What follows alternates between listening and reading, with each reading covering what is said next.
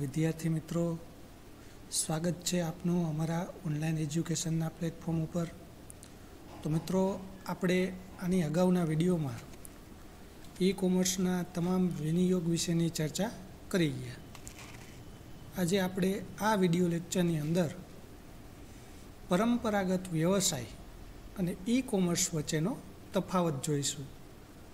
તો ચાલો મિત્રો, આપણે જાણીએ પરંપરાગત વ્યવસાય અને ઈ કોમર્સ વચ્ચેનો તફાવત।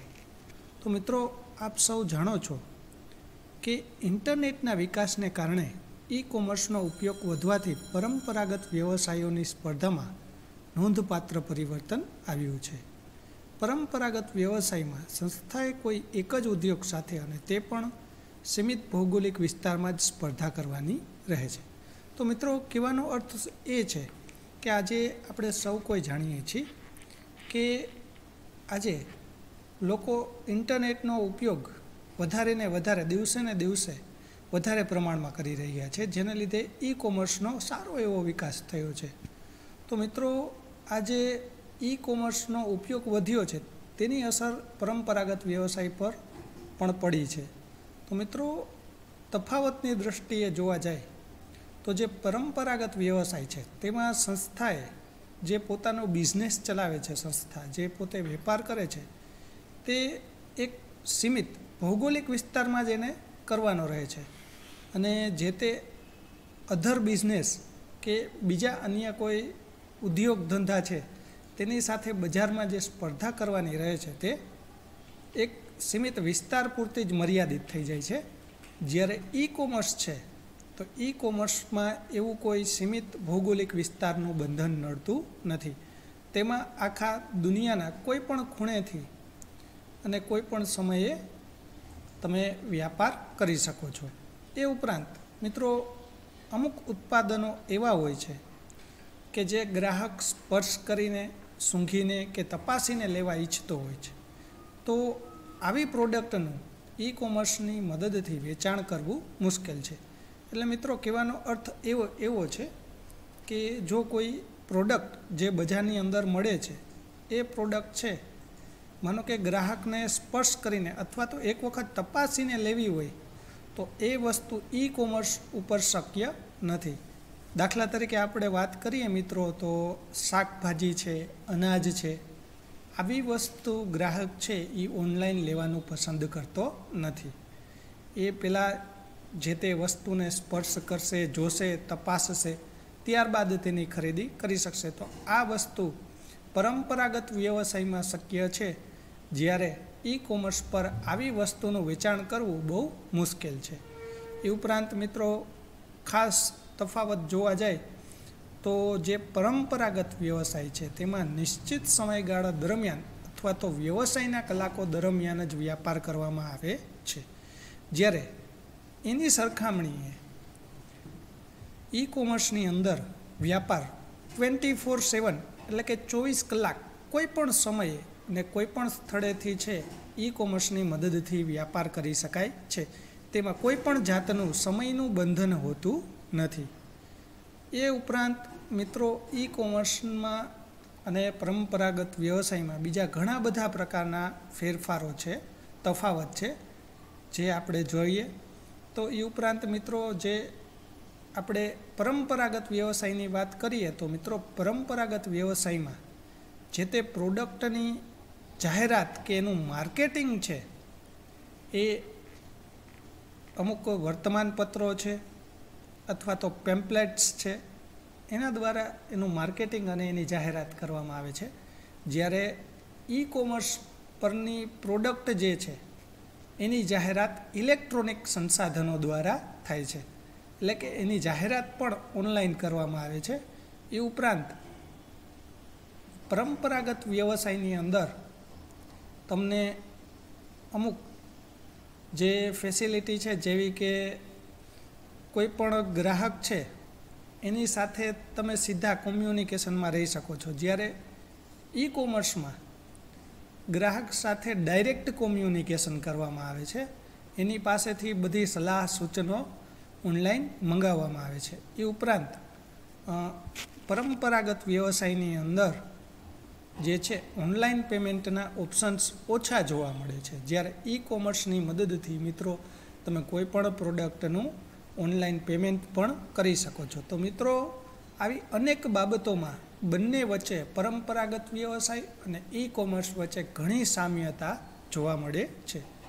તો ચાલો મિત્રો હવે વાત કરીએ આપણે ભારતમાં ઈ કોમર્સ ઇન ઇન્ડિયા.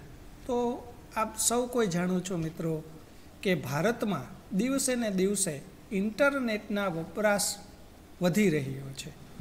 લોકો દરેક બાબતમાં, નાની મોટી દરેક બાબતમાં ઇન્ટરનેટનો ઉપયોગ કરતા થઈ ગયા છે.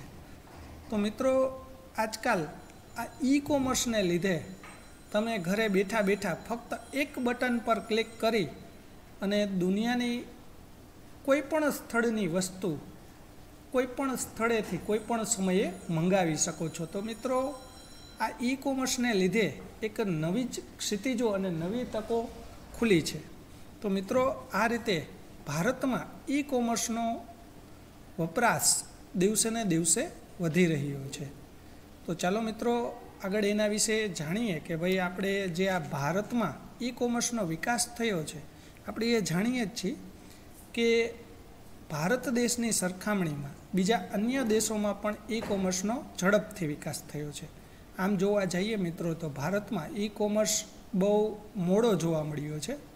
એની એન્ટ્રી, એનો પ્રવેશ, ઈ કોમર્સનો પ્રવેશ બહુ મોડો થયો છે.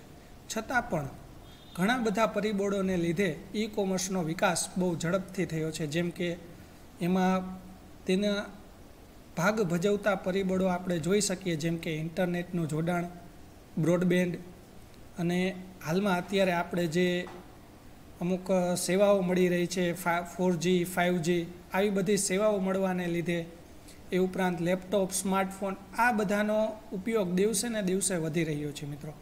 તો આવા બધા પરિબળોને લીધે ઈ કોમર્સનો ભારતમાં સારો એવો વિકાસ થયો છે, જેને લીધે ગામડાઓ સુધી, નાના નાના ગ્રામ્ય વિસ્તારો સુધી આ ઈ કોમર્સનો વિકાસ બહુ સારી રીતે થયો છે. આજે નાના નાના ગામડામાં પણ માણસો ફક્ત એક ક્લિક કરી, ઇન્ટરનેટનો ઉપયોગ કરી અને થોડીક જ ક્લિક કરી અને જે તે ઓનલાઈન સ્ટોર પર પહોંચી અને કોઈ પણ વસ્તુને ખરીદી કરી શકે છે. તો આ બધું મિત્રો ઈ કોમર્સને લીધે આભારી છે. એ ઉપરાંત ઈ કોમર્સે હવે એક નવી સેવા પણ શરૂ કરી છે, જે ગ્રાહકો આ સેવાને વધારે પસંદ કરે છે, જેને આપણે સૌ કોઈ જાણીએ છીએ કેશ ઓન ડિલિવરી મિત્રો, COD. તો મિત્રો લગભગ 80% ભારતીય લોકો છે જે ઈ કોમર્સ દ્વારા કોઈ પણ જ્યારે વ્યવહાર કરે છે ઈ કોમર્સની મદદથી, ત્યારે લોકો કેશ ઓન ડિલિવરી ઓપ્શન વધારે પસંદ કરે છે. આનું એક કારણ છે મિત્રો કે જ્યારે કોઈ પણ વસ્તુ, પ્રોડક્ટ મંગાવે છે અને ત્યારે તેમાં કોઈ પણ ખામી હોય અથવા તો ગ્રાહક એનો સ્વીકાર કરવા માંગતો ન હોય, તો કેશ ઓન ડિલિવરીનું ઓપ્શન એના માટે બહુ ફાયદાકારક રહે છે.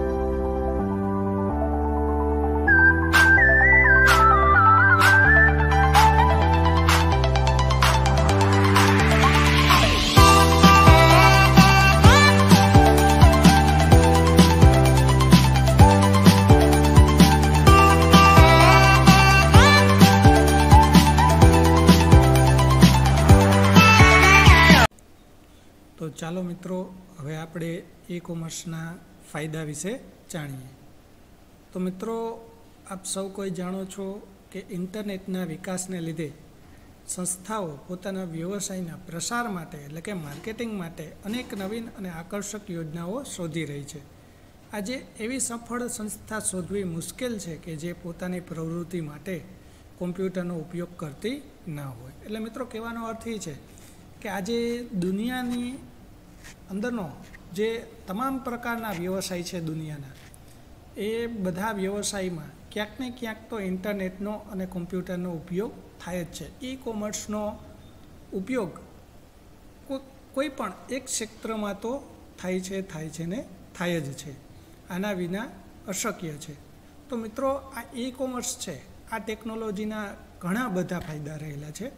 તો ચાલો આપણે એના ફાયદાઓ વિશે જાણીએ. તો સૌથી પહેલું છે અવિરત સમય 24/7 માટેની વ્યાપાર વ્યવસ્થા. કહેવાનો અર્થ એ છે મિત્રો કે ઈ કોમર્સની મદદથી તમે 24/7 એટલે કે 24 કલાકમાં કોઈ પણ સમયે ને કોઈ પણ સ્થળેથી વ્યવસાય કરી શકો છો. કોઈ પણ જાતનું સમયનું બંધન હોતું નથી. ગ્રાહક છે એ કોઈ પણ સ્થળેથી અને કોઈ પણ સમયે ઉત્પાદનનો ઓર્ડર મોકલી શકે છે અને જે વ્યાપારી છે એ ઓર્ડરને સ્વીકારી અને એ પ્રમાણેનો માલ પણ મોકલી શકે છે. તો સમય જેવું કોઈ બંધન હોતું નથી. ચાલો મિત્રો, ત્યારબાદ વાત કરીએ ઓછો ખર્ચ. તો મિત્રો, આમ જોવા જાય તો પરંપરાગત વ્યવસાયમાં તમારે વધારે મૂડી રોકાણ કરવું પડે છે. તેમજ પરંપરાગત વ્યવસાયમાં તમને ઘણા પ્રકારના ખર્ચા થાય છે, જેમ કે મૂડી રોકાણ વધારે કરવું પડે છે, સામે એવી વ્યવસ્થા ગોઠવી પડે છે વ્યાપારને અનુકૂળ, એટલે કે દુકાન છે કે શોપ છે કે મોલ છે, બરાબર. તો આવી વ્યવસ્થા ઊભી કરવી પડે છે. એના માટેનું ફર્નિચર, સામગ્રી, ઘણી જ બધી પ્રકારના ખર્ચાઓ જે વધારે થાય છે.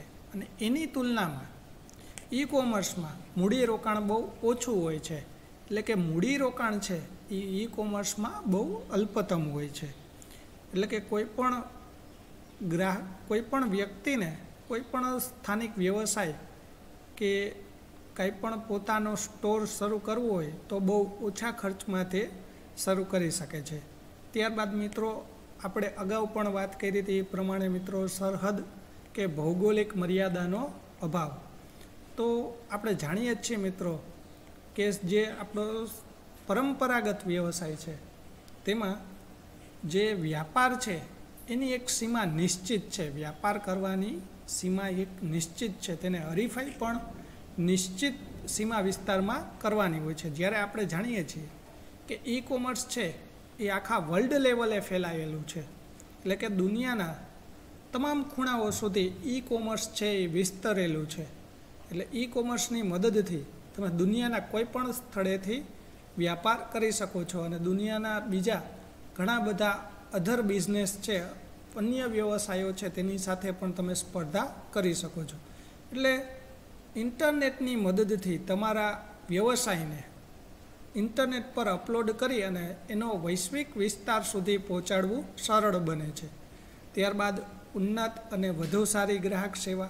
તો મિત્રો, આપણે સૌ કોઈ જાણીએ છીએ કે ઈ કોમર્સ આવવાને લીધે ગ્રાહકોને જે સેવા મળી રહી છે એમાં બહુ સુધારો આવ્યો છે, ઉન્નત થતી જાય છે. દિવસે ને દિવસે બહુ સારી સેવાઓ મળવા માંડી છે. એનું કારણ છે કે આમાં ગ્રાહક સાથે સીધો પ્રત્યક્ષ એટલે કે ડાયરેક્ટ કોમ્યુનિકેશન કરવામાં આવે છે. એના કારણે ઉત્પાદનની કિંમત છે, જથ્થો છે, એના તમામ પ્રકારના ફાયદાઓ, તેની તમામ પ્રકારની માહિતી, આ બધી જ બાબતોનો પ્રશ્નોનો ઉકેલ સરળતાથી મેળવી શકાય છે, જે ગ્રાહકને વધુ સારી સેવા આપે છે. જેને લીધે છે એ ગ્રાહક તે ઈ કોમર્સ તરફ વધારે ને વધારે આકર્ષાય છે. ત્યારબાદ છે જૂથ કાર્ય. એટલે ઈ કોમર્સની મદદથી એકાધિક સંસ્થાઓ સાથે મળી કાર્ય કરી શકે છે. મિત્રો, આનું આપણે એક ઉદાહરણ લઈએ તો ઉદાહરણ છે ઈમેલ, કે જેની મદદથી, ઈમેલની મદદથી લોકો માહિતીનો વિનિમય કરે છે, એટલે કે માહિતીની આપ-લે કરે છે. આપણે જાણીએ છીએ કે ઈમેલ દ્વારા જે વ્યાપારીઓ છે એ પોતાના ધંધાકીય ભાગીદારો છે, એના ગ્રાહકો છે, એના સપ્લાયર છે, ડિસ્ટ્રીબ્યુટર છે, આ બધા સાથે ડાયરેક્ટ કોમ્યુનિકેશનમાં રહી અને માહિતીની આપ-લે કરી શકે છે. તો આ એક ટીમ વર્કનું ઉદાહરણ કહી શકાય. ત્યારબાદ મિત્રો પરિવહનના સમય અને ખર્ચમાં ઘટાડવો. તો મિત્રો આની જો વાત કરીએ આ ફાયદાની, તો મિત્રો માનો કે કોઈ ગ્રામ્ય વિસ્તારમાંથી કોઈ વ્યક્તિને જ્યારે ખરીદી કરવી હોય છે તો એને પોતાના ગ્રામ્ય વિસ્તારથી દૂર જે બજાર આવેલી છે, માનો કે એના ગામથી 10 કિલોમીટર દૂર આવેલી છે બજાર, અને જો એને વસ્તુ લેવી છે તો એને 10 કિલોમીટરનું અંતર કાપી અને બજારમાં એ વસ્તુ લેવા જવું પડશે. તો જેને લીધે એને પરિવહનનો ખર્ચ પણ વધશે અને પરિવહનનો સમય પણ બગડશે, જેમાં સમય અને ખર્ચ બંનેનો બગાડ થશે. તો જ્યારે ઈ કોમર્સ એની જગ્યાએ હોય તો ઈ કોમર્સની મદદથી ફક્ત તમે થોડીક એક ક્લિક કરી અને સીધા તમે કોઈ પણ વસ્તુની ખરીદી કરી શકો છો. તમારે કોઈ બજારમાં જવું પડતું નથી. તમે ઘરે બેઠા બેઠા જ તમારી મનગમતી વસ્તુ કોઈ પણ સ્થળેથી મંગાવી શકો છો. તેના માટે નથી તમારે ત્યાં જવું પડતું, કે નથી પરિવહન કરવું પડતું, કે નથી તમારે કોઈ પરિવહનનો ખર્ચો કરવો પડતો. આવા અનેક પ્રકારના ફાયદાઓ તમને થાય છે. એ ઉપરાંત ઝડપ. તો પરંપરાગત વ્યવસાયો છે મિત્રો, એની તુલનામાં ઈ કોમર્સ વ્યવસાય છે એ ઘણો ઝડપી છે. એટલે એમાં જે આ વ્યાપારની પ્રક્રિયા છે એમાં જે અત્યાર સુધી સમયનો વ્યય થતો, બરાબર, તો એ ઈ કોમર્સને લીધે નાબૂદ થઈ ગયું છે. કે વ્યાપારીઓ છે એ ડાયરેક્ટ ગ્રાહકો પાસેથી ઓર્ડર મેળવી અને તરત જ એના ઉપર બહુ ઝડપથી જ એના ઓર્ડર પર પ્રક્રિયા કરી અને ગ્રાહકને બહુ ઝડપથી ઓર્ડર મોકલાવી શકે છે. એ ઉપરાંત મિત્રો ઈ કોમર્સના આપણા સમાજને બીજા ઘણા બધા લાભ મળેલા છે. જેમ કે આપણે ઘર છે, ઘરે બેઠા બેઠા કે આપણા ઓફિસેથી કે કોઈ પણ સ્થળેથી આપણે કોઈ પણ વસ્તુની ખરીદી કરી શકીએ છીએ. એ ઉપરાંત આપણે મિત્રો હમણાં વાત કરી કે ઉત્પાદનની તમારે ખરીદી કરવી હોય કોઈ પણ પ્રોડક્ટની, તો એના માટે તમારે પરિવહન ઓછું કરવું પડે છે અથવા તો કરવું જ નથી પડતું.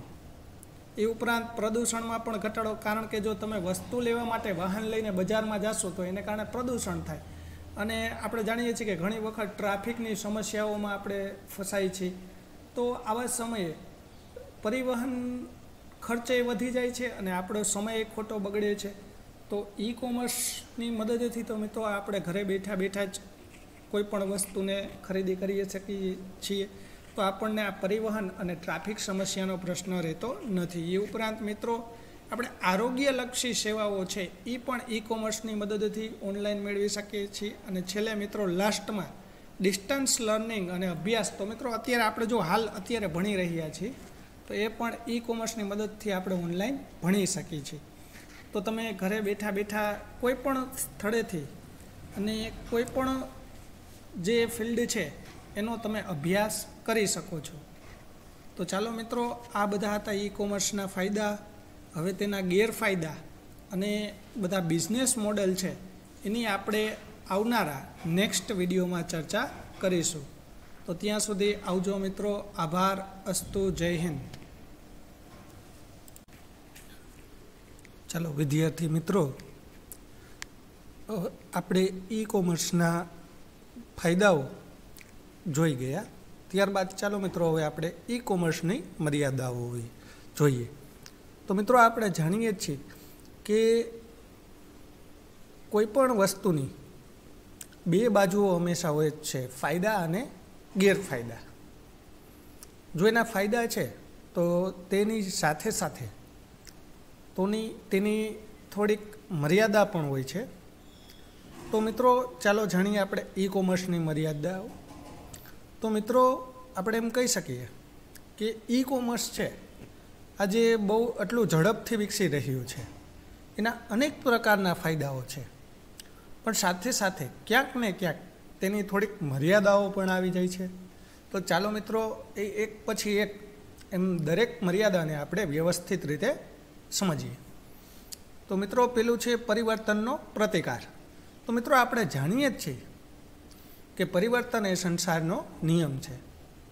આજે ઇન્ટરનેટનો ઉપયોગ સતત દિવસે ને દિવસે વધી રહ્યો છે. ઈ કોમર્સમાં પણ ઝડપી ઉત્તરોત્તર વધારો થઈ રહ્યો છે. તો આ ઝડપી વધારાને લીધે જે વ્યવસાયિક સંસ્થાઓ છે, જે બિઝનેસ છે, તેને પરંપરાગત વ્યવસાયમાંથી હવે ઈ કોમર્સ તરફ વાળવાનો સમય આવી ગયો છે. તો કહેવાનો અર્થ એ છે મિત્રો કે આમાં વ્યવસાયિક સંસ્થાઓને પોતાનો જે પરંપરાગત વ્યવસાય છે એમાંથી ફરજિયાત ઈ કોમર્સ તરફ વળવું પડે છે. એટલે કે ઈ કોમર્સ વ્યવસાય તરફ અભિમુખ થવું પડે છે. એટલે કે એનો પરિવર્તન કરવું પડે છે. જે તમારો પરંપરાગત વ્યવસાય છે એને ઈ કોમર્સમાં ફેરવવો પડે છે. તો મિત્રો, વ્યાપારીઓને આ પરિવર્તનનો પ્રતિકાર સહન કરવો પડે છે. ચાલો મિત્રો, ત્યારબાદ વાત કરીએ આપણે પ્રારંભિક ખર્ચ. તો મિત્રો, જાણીએ જ છીએ આપણે કે ઈ કોમર્સ છે એમાં જે નવી નવી ટેકનોલોજી દિવસે ને દિવસે આવતી જાય છે, તો આ ટેકનોલોજી માટે પ્રારંભમાં, શરૂઆતમાં થોડુંક મૂડી રોકાણ કરવું પડે છે. માનો કે તમારો પરંપરાગત વ્યવસાય છે જે બહુ સારી રીતે વેલ સેટલ છે, પણ હવે ઈ કોમર્સની તકોને લીધે તમારે ફરજિયાત તમારા જે પરંપરાગત વ્યવસાય છે એને તમારે ઈ કોમર્સમાં ફેરવવો પડે છે. અને કોઈ ટેકનોલોજીનો તમે યુઝ કરવા માંગો છો તો મિત્રો તમારે શરૂઆતમાં તો એમાં થોડુંક મૂડી રોકાણ કરવું જ પડશે. ત્યારબાદ મિત્રો વાત કરીએ તો સુરક્ષા. તો ઈ કોમર્સમાં મૂળભૂત રીતે ધ્યાન પર લેવા જેવી બાબત જો કોઈ હોય ને તો મિત્રો એ સુરક્ષાની છે. કારણ કે આપણે જોઈએ છીએ કે ઈ કોમર્સની મદદથી આપણે જ્યારે પણ કોઈ પણ વ્યવહાર કરીએ છીએ, ટ્રાન્ઝેક્શન કરીએ છીએ, ત્યારે એ ઇન્ટરનેટના માધ્યમથી થતું હોય છે. ને આપણે જાણીએ છીએ મિત્રો કે ઇન્ટરનેટ પર એવા ઘણા બધા અનઅધિકૃત હેકર્સ, ક્રેકર્સ આવા વ્યક્તિઓ હોય છે જે તમારો ડેટા ક્યારેક ઇન્ટરનેટ પરથી ચોરી લે છે. બરાબર? તો તેની સામે સુરક્ષા માટે થોડુંક એક વ્યવસ્થિત એક માળખું તૈયાર કરવાની જરૂરત છે. તો જ્યારે મિત્રો તમારા આ માહિતીનું ઇન્ટરનેટ પરથી પ્રસારણ થતું હોય ત્યારે અનઅધિકૃત ઉપયોગથી તેમનું રક્ષણ કરવું જરૂરી બને છે. ત્યારબાદ મિત્રો ગોપનીયતા. આપણે જાણીએ જ છીએ મિત્રો કે કોઈ પણ ગ્રાહક હોય એની ગોપનીયતા એટલે કે એની પ્રાઇવેસી એ ઘણો ગંભીર મુદ્દો છે. ઘણી વખત એવું થાય મિત્રો કે ગ્રાહકની જે માહિતી છે એનો દુરુપયોગ થવાના ભયને કારણે ગ્રાહક પોતાની અંગત માહિતી ઇન્ટરનેટ પર દર્શાવતા અચકાય છે. આપણે જાણીએ જ છીએ મિત્રો કે આપણે અમુક આપણી પર્સનલ ડિટેલ છે એ આપણે ઇન્ટરનેટ પર આપી નથી શકતા.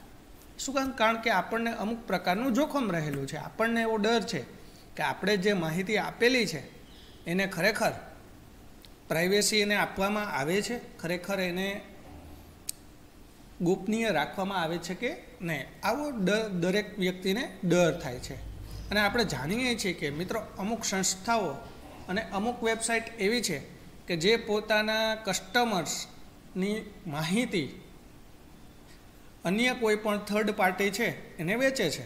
આપણે જાણીએ જ છીએ મિત્રો કે બજારમાં એવી ઘણી બધી સંસ્થાઓ છે, કેટલીક એવી માર્કેટિંગ સંસ્થાઓ છે કે જે તેમના ડેટાબેઝમાં ગ્રાહકોની માહિતીને સ્ટોર રાખે છે અને અન્ય કોઈ થર્ડ પાર્ટીને વેચે છે અને જેનો કોઈ થર્ડ પાર્ટી છે એ દુરુપયોગ કરી અને બિનજરૂરી મેલ મોકલે છે. ત્યારબાદ મિત્રો ખાસ વિશ્વાસનો અભાવ. આપણે જાણીએ છીએ કે ઈ કોમર્સમાં ઘણી વખત છેતરપિંડી થવાના ચાન્સીસ બહુ વધી જાય છે. ઘણીવાર આપણે જોઈએ છીએ કે જ્યારે આપણે ઓનલાઈન શોપિંગ કરતા હોઈએ છીએ ત્યારે ઘણી વખત આપણને કોઈ ડુપ્લિકેટ વસ્તુ આપી દેવામાં આવે છે, અથવા તો અલગ પ્રકારની કોઈ વસ્તુ આપવામાં આવે છે, અથવા તો નુકસાનીવાળી વસ્તુ આપવામાં આવે છે. તો અનેક રીતે ગ્રાહક સાથે છેતરપિંડી કરવામાં આવે છે.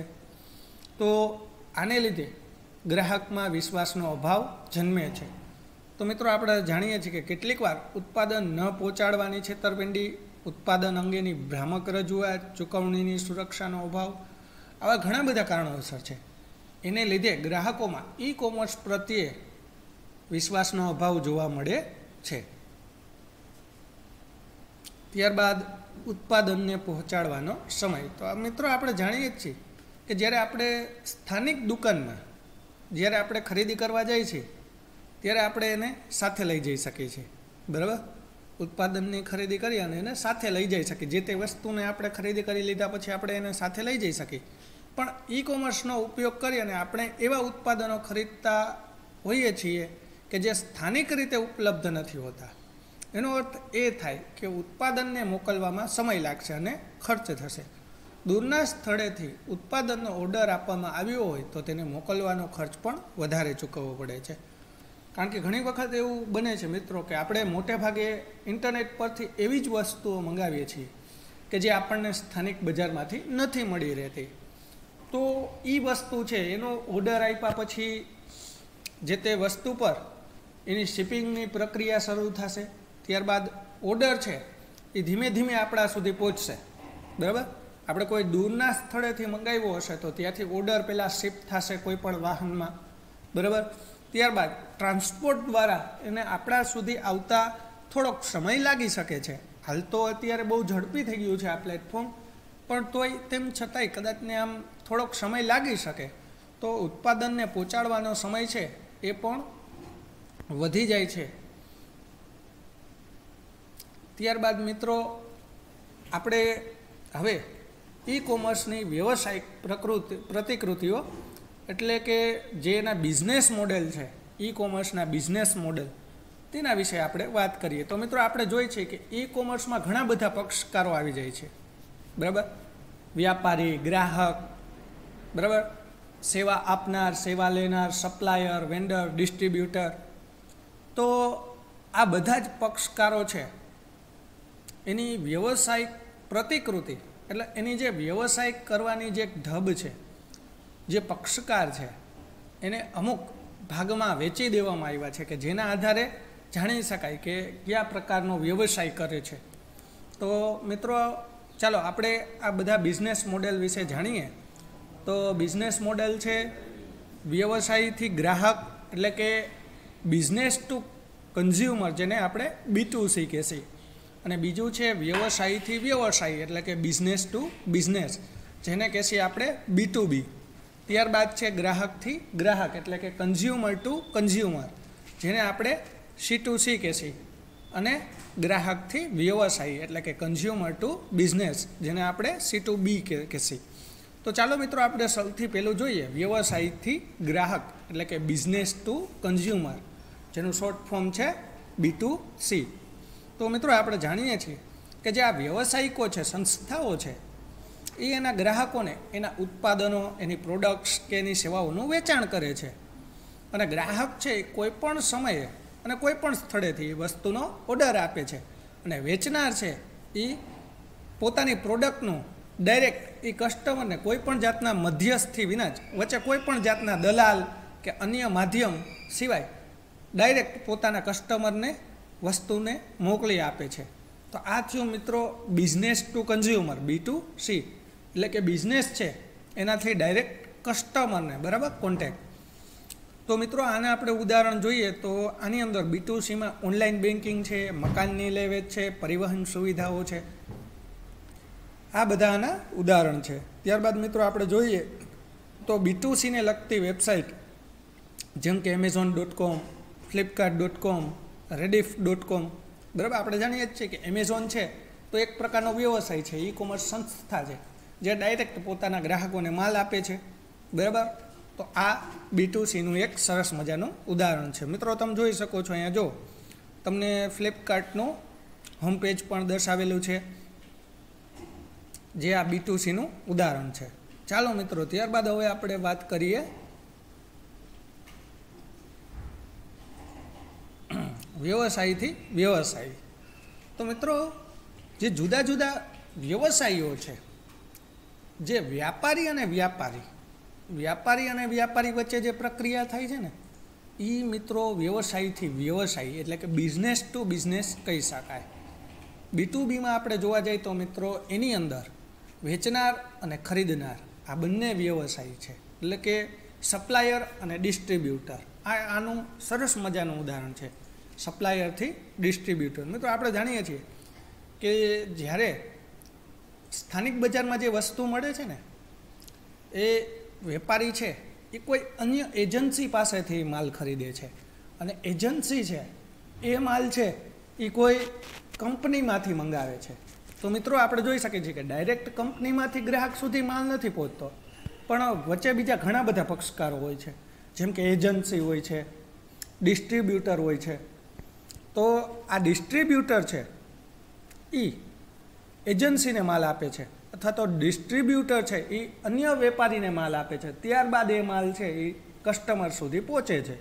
તો મિત્રો આ જે વચ્ચેના પક્ષકારો છે, આપણે વાત કરીને કે ડિસ્ટ્રીબ્યુટર અને સપ્લાયર, તો આ બે એક પ્રકારના બિઝનેસ વ્યાપારિક જ સંસ્થાઓ છે. આ બે એક બીજા વ્યાપારી છે. તો આને મિત્રો વ્યવસાયથી વ્યવસાય એટલે કે બિઝનેસ ટુ બિઝનેસ એટલે કે B2B કહી શકાય. અને એનું આપણે જોવા જઈએ ને મિત્રો, તો ડિસ્ટ્રીબ્યુટર છે જ્યારે કોઈ માલ છે એ ગ્રાહક સુધી પહોંચાડે છે, બરાબર. તો એમાં વચ્ચે ટ્રાન્સપોર્ટની સુવિધા એને આપવામાં આવે છે, બરાબર. ડિસ્ટ્રીબ્યુટર છે એ એના વ્યાપારીને એજન્સીને માલ પહોંચાડે છે. તો વચ્ચે જ્યારે ટ્રાન્સપોર્ટથી માલ પહોંચાડે છે, તો જે ટ્રાન્સપોર્ટવાળા છે, બરાબર, તો એ એક પ્રકારનો વ્યવસાયિક એકમ છે. તો એ ડિસ્ટ્રીબ્યુટરથી સપ્લાયર સુધી ગયું, બરાબર.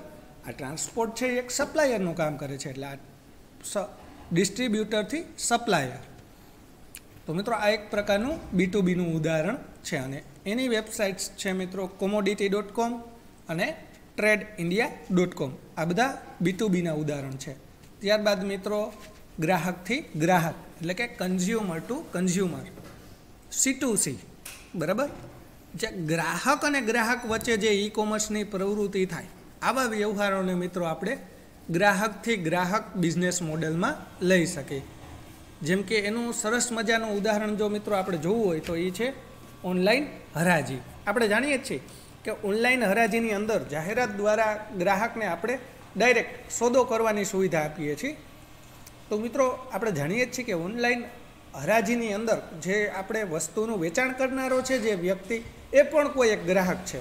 અને સામે ઓનલાઈન હરાજીમાં આપણે આગળ જોઈ ગયા હતા આગળના વિડીયોમાં કે ભાઈ ઓનલાઈન હરાજીની અંદર સામે જે બેઠેલી વ્યક્તિઓ છે એ એના ઉપર બોલી લગાવે છે, બરાબર. તો એ એક પ્રકારના ગ્રાહકો છે, અને વેચવાવાળો જે વ્યક્તિ છે એ પણ કોઈ એક ગ્રાહક જ છે. તો ઓનલાઈન હરાજી છે એ આનું ઉત્તમ ઉદાહરણ છે મિત્રો. અને ઓનલાઈન હરાજી માટેની સાઇટ આપણને બધાને ખ્યાલ છે. તો એ બધી C2C વેબસાઇટ કહેવાય છે મિત્રો, કન્ઝ્યુમર ટુ કન્ઝ્યુમર. જેમ કે ebay.com, OLX.com, onlineauction.com, quicker.com. તો આ બધી C2C વેબસાઇટના ઉદાહરણ છે. ત્યારબાદ મિત્રો છેલ્લે બરાબર લાસ્ટ ટોપિક શું છે? ગ્રાહકથી વ્યવસાય એટલે કે કન્ઝ્યુમર ટુ બિઝનેસ.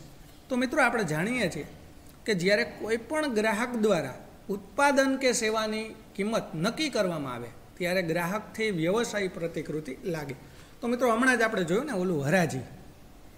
તો મિત્રો આ એના કરતાં થોડુંક ઊંધું છે, બરાબર.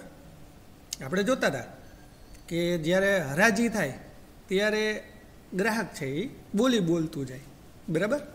તો આમાં કેવું થાય મિત્રો કે મોટે ભાગે કોઈ પણ વસ્તુ હોય જે ગ્રાહક ખરીદવા ઈચ્છે છે એનો ભાવ વેપારી દ્વારા નક્કી કરવામાં આવે, અને વેપારી જે ભાવ કહે એ ભાવથી ગ્રાહક એની ખરીદી કરે. પણ અહીંયા ગ્રાહકથી વ્યવસાય જ્યારે હોય છે ને ત્યારે મિત્રો એવું થાય છે કે જે ભાવ, જે કિંમત છે એ ગ્રાહક નક્કી કરે છે. વસ્તુ કે સેવાની કિંમત ગ્રાહક દ્વારા નક્કી કરવામાં આવે છે, અને પછી વ્યવસાય છે જે વ્યાપારિક સંસ્થા છે એને માલ પૂરો પાડે છે. તો ટૂંકમાં કહી શકીએ ને કે એક પ્રકારની અવળી હરાજી, બરાબર, ઊંધી થઈ જાય. જે હરાજી છે એ ઊંધી થઈ જાય છે, બરાબર. આનું મિત્રો ઉદાહરણ આપણને જ્યારે આપણે માર્કેટિંગ યાર્ડમાં જાય ત્યારે માર્કેટિંગ યાર્ડ છે ને એ સરસ મજાનું આનું ઉદાહરણ છે મિત્રો. આપણે જોઈએ જ છીએ કે અહીંયા જે માર્કેટિંગ યાર્ડમાં કોઈ પણ વસ્તુની બોલી લગાવનારા જે હોય છે એ શું કરે છે તો કે ડાયરેક્ટ એની બોલી ઓલા ગ્રાહકો જ લગાડે છે, બરાબર. એટલે ગ્રાહકો દ્વારા જ ભાવ છે એ બોલવામાં આવે છે, અને વ્યવસાય છે વ્યાપારિક એ ડાયરેક્ટ એનું ઉકેલી આવે છે, બરાબર, અને વસ્તુ કે સેવાનું વેચાણ કરે છે. અને મિત્રો જો આપણે આ C2Cનું ઉદાહરણ જાય, C2B, તો C2B છે એની વેબસાઇટનું ઉદાહરણ જોવા જાય તો એ છે bidstall.com અને jitli.in, બરાબર. તો મિત્રો આ બધા હતા બિઝનેસ મોડેલ જેની આપણે બહુ વિશેષમાં ચર્ચા કરી. તો મિત્રો અહીં આપણું આ પ્રકરણ 4 પૂરું થાય છે. જો આપને આ બાબતે કોઈ પણ ક્વેરી કે પ્રશ્ન હોય તો આપણું જે વોટ્સએપ ગ્રુપ છે એમાં આપણને ક્વેરી ફોર્મ આપેલું જ છે, એમાં તમારી ક્વેરી લખીને મોકલી શકો છો, તો અમે તેનો રિપ્લાય આપીશું. અહીંયા મિત્રો આપણું પ્રકરણ 4 પૂરું થાય છે. બાકીના આવનારા નેક્સ્ટ વિડીયોમાં આપણે પ્રકરણ 5થી શરૂઆત કરીશું. તો મિત્રો ત્યાં સુધી આવજો. આભાર. અસ્તુ. જય હિન્દ. જય ભારત.